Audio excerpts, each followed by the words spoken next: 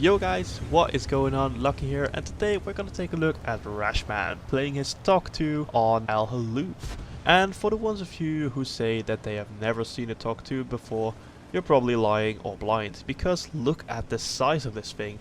It's basically a fucking battleship. But this battleship also just got some love from Wargaming since it's finally in HD, and it just looks so damn sexy. But apart from that, this thing is pretty shit. I mean, really, this thing is slow as fuck. It goes 40 kilometers an hour at its max. It has pretty weak armor and it's the size of a fucking cruise ship. So why the fuck do you ever want to get one of these? Well, apart from its reputation as the ultimate meme tank, it does has a massive 1400 hit points, which is just as much as a freaking KV-3. That's a tier 7 heavily armored Russian heavy tank. But the TOG is just a whole tier lower, so it can soak up damage like crazy. Also, the gun is pretty decent as well, but for the rest it is just very bad. But still, for some reason, Rashman manages to make it work. Because, as you can see, he's just taking it very easily at the start of the game. He's just chilling back with the tank destroyer, sniping on long range. Because this gun is not one of the accurate, but it's also not inaccurate. It's kinda in between. So it's accurate enough to, for example, snipe a Chaffee and pick up his first kill of the game already. But if you take a look at the minimap, at the top left corner, it doesn't look too good for Rashman's team. The enemy top tier heavies have totally overtook the northwest corner of the map. But for now, Rashman doesn't seem to notice it quite yet, since he's just casually hitting a Hellcat on long range. But just a few seconds later, Rashman finally realizes that it doesn't look too good on the northern side. So he decides to turn around with the very slow traverse speed of the TOG to go and help his teammates to defend the north.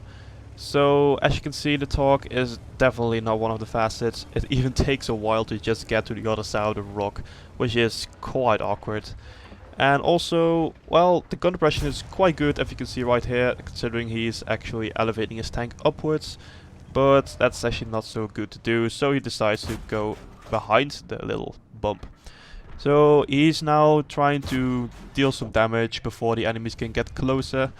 Especially on this KV-2, since he's pretty much the only one who he can reliably penetrate on long range. So will he be able to get the kill? Yeah, just close enough, hitting the very back end of the KV-2 and picking up his second kill of the game. He's looking for some other opportunities. He sees an OI experimental in the distance. OI does get stealth again, but he should pop out in just a second. And there he is again. He takes another shot, but unfortunately it misses, so the OI experimental gets away. Now he's looking for a shot on the IS, doesn't quite find it between the buildings. Maybe in between this little gap. He's trying to knock over the walls first. Does he manage to reload in time? No, not quite yet, so the IS gets away on full health as well. So now he decides to take it a bit passively. He pulls back behind the rock. But first he's gonna check if he can get a shot on the IS. Doesn't seem quite like it, so he continues to pull back behind the rock. Because as you can see, he is getting overflown by enemies. And it's basically only him, an E25 and an Easy 8 defending the cap against 1, 2, 3, 4, 5, 6, 7, 8 enemy tanks. But you're gonna see this E25 doing some great work as well. Because the E25 is tumbling down the enemies to very low hit points and even killing that OI experimental there. So I think he's also going to get the kill on the Tiger P, I'm not quite sure. There we go, he does get the kill. And unfortunately the E25, the enemy E25, gets the kill on the Easy 8 and now continues to hammer on the friendly E25.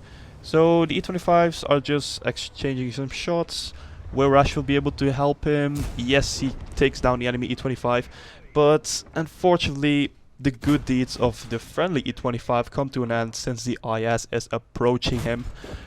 Rashman does manage to track him once, but the IS instantly repairs and kills the friendly E-25, making Rashman the only one left against 5 enemy tanks, which means he is in contention for a Kolobanov's medal. But in the meantime, he has managed to retrack the IS, and he's got to take a shot though, 453, that's quite a meaty shot to take.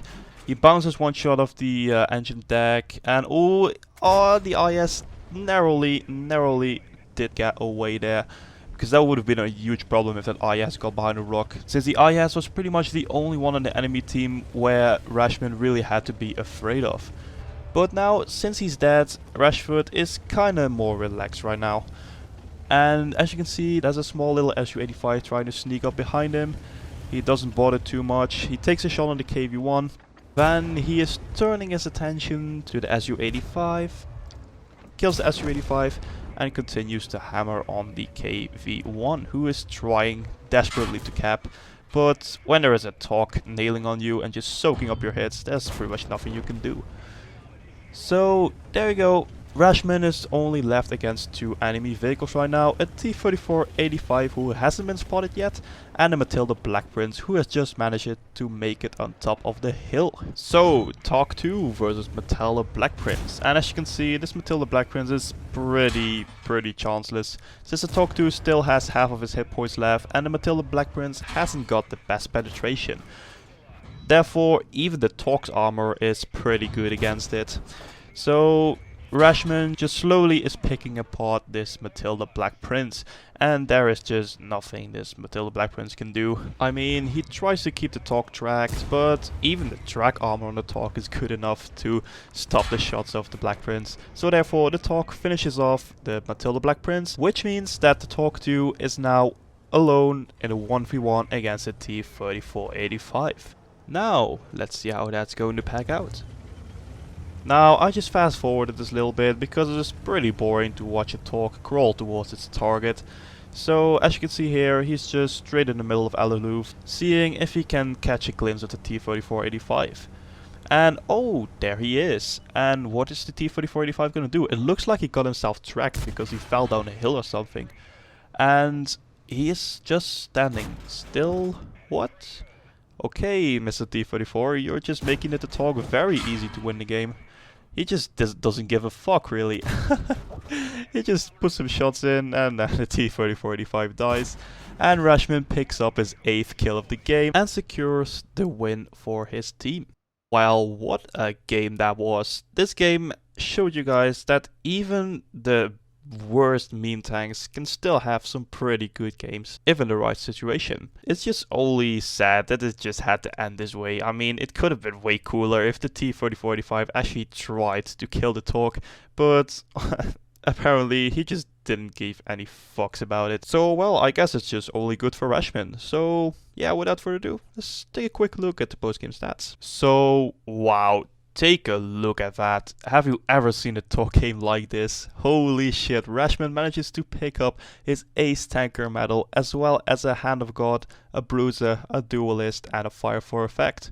He also got his Top Gun for the 6 kills. He got a High Caliber for the massive 3,422 damage he did. That's actually quite a lot for a tier 6. That's actually quite a lot, because remember, the TOG II is only a tier 6 tank. And then further, he even got his steel wall with only 75mm of armor. Let's see how much he actually blocked. Oh wait, he only blocked 610 damage. Wow, that means that his team really sucked out. So hey, I guess only good for Rashman, right? So he also picked up his Radley Walters for the 8 kills he got.